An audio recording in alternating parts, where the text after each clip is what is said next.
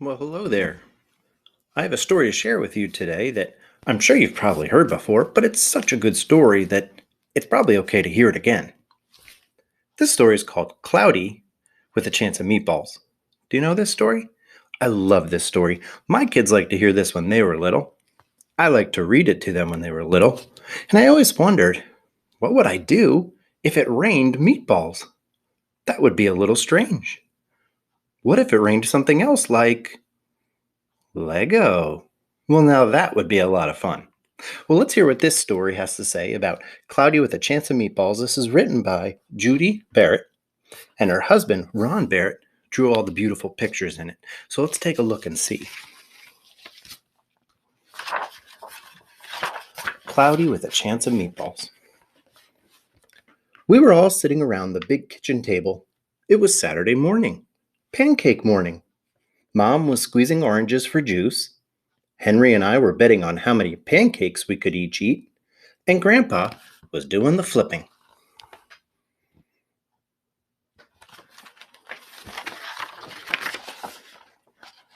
Seconds later, something flew through the air, headed toward the kitchen ceiling, and landed right on Henry.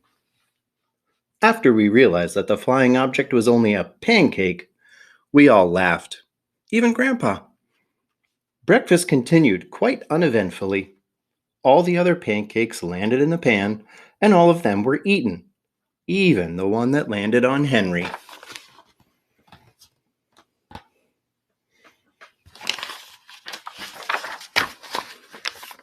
That night, touched off by the pancake incident at breakfast, Grandpa told us the best tall tale bedtime story he'd ever told. Across an ocean over lots of huge bumpy mountains, across 3 hot deserts and 1 smaller ocean, there lay the tiny town of Chew and Swallow.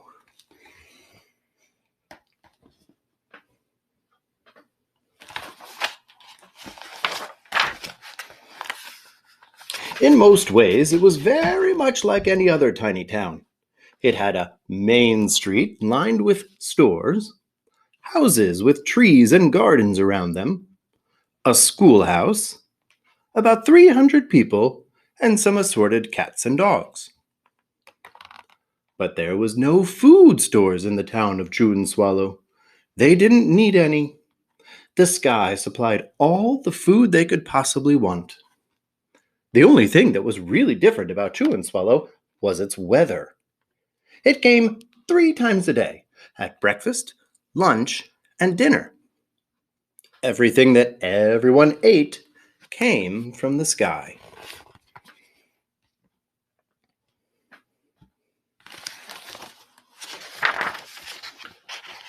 Whenever the weather, whatever the weather served, that was what they ate. But it never rained rain, it never snowed snow, and it never blew just wind. It rained things like soup and juice.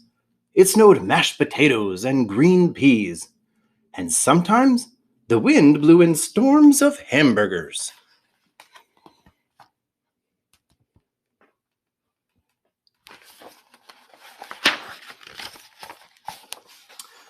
The people would watch the weather report on television in the morning, and they would even hear a prediction for the next day's food.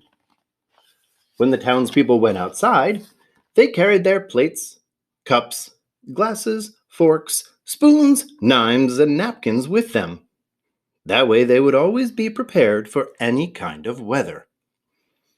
If there were leftovers, and there usually were, the people took them home and put them in their refrigerators in case they got hungry between meals.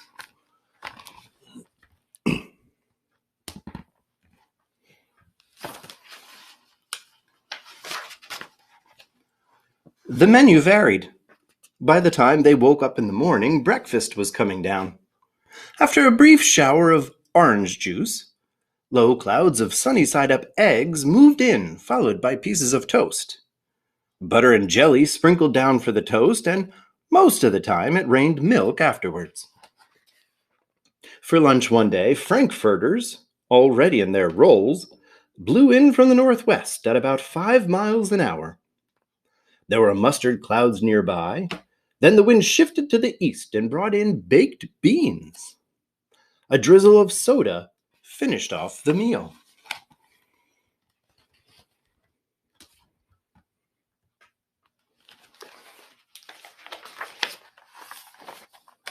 Dinner one night consisted of lamb chops becoming heavy at times with occasional ketchup. Periods of peas and baked potatoes were followed by gradual clearing, with a wonderful jello setting in the west.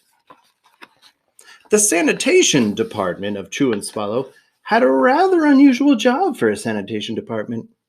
It had to remove the food that fell on the houses and sidewalks and lawns. The workers cleaned things up after every meal and fed all the dogs and cats. Then they emptied some of it into the surrounding oceans for the fish and turtles and whales to eat. The rest of the food was put back into the earth so that the soil would be richer for the people's flower gardens.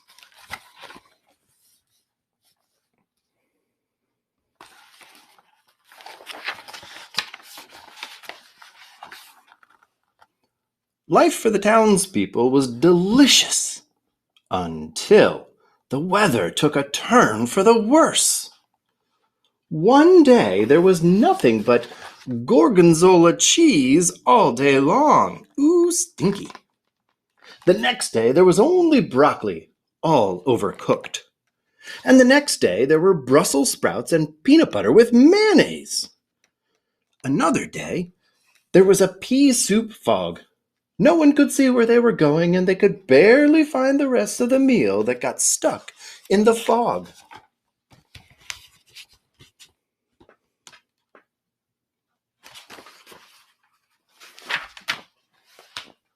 The food was getting larger and larger, and so were the portions. The people were getting frightened. Violent storms blew up frequently. Awful things were happening. One Tuesday, there was a hurricane of bread and rolls all day long and into the night. There were soft rolls and hard rolls, some with seeds and some without. There was white bread and rye and whole wheat toast. Most of it was larger than they had ever seen bread and rolls before. It was a terrible day. Everyone had to stay indoors. Roofs were damaged and the sanitation department was beside itself. The mess took the workers 4 days to clean up, and the sea was full of floating rolls. To help out, the people piled up as much bread as they could in their backyards. The birds picked at it a bit, but it just stayed there and got staler and staler. There was a storm of pancakes one morning and a downpour of maple syrup that nearly flooded the town. A huge pancake covered the school. No one could get it off because of its weight, so they had to close the school.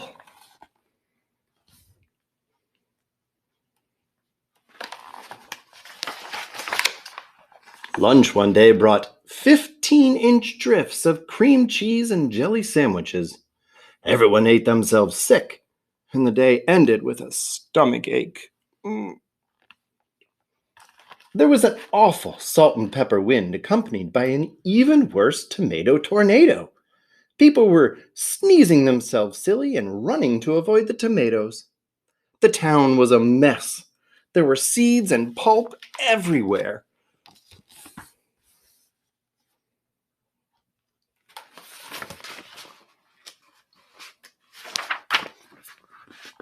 The sanitation department gave up. The job was too big. Everyone feared for their lives. They couldn't go outside most of the time. Many houses had been badly damaged by giant meatballs. Stores were boarded up, and there was no more school for the children.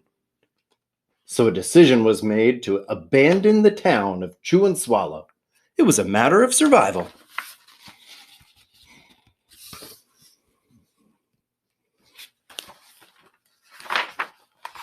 The people gathered together and glued the giant pieces of stale bread sandwich style with peanut butter. They took the absolute necessities with them and set sail on their rafts for a new land.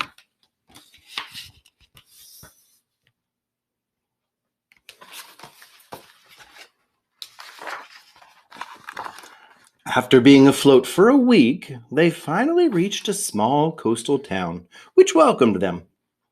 The bread had held up surprisingly well, well enough for them to build temporary houses for themselves out of it.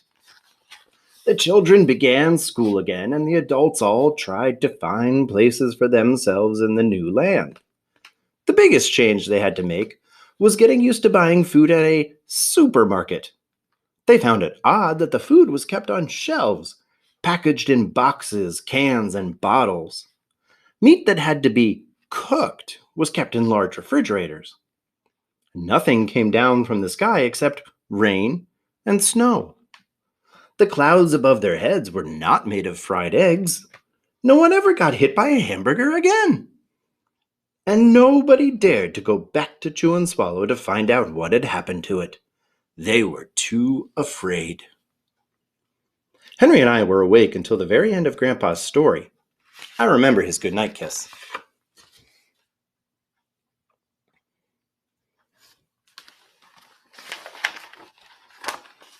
The next morning, we woke up to see snow falling outside our window. We ran downstairs for breakfast and ate it a little faster than usual so we could go sledding with Grandpa. It's funny, but even as we were sliding down the hill, we thought we saw a giant pat of butter at the top, and we could almost smell mashed potatoes.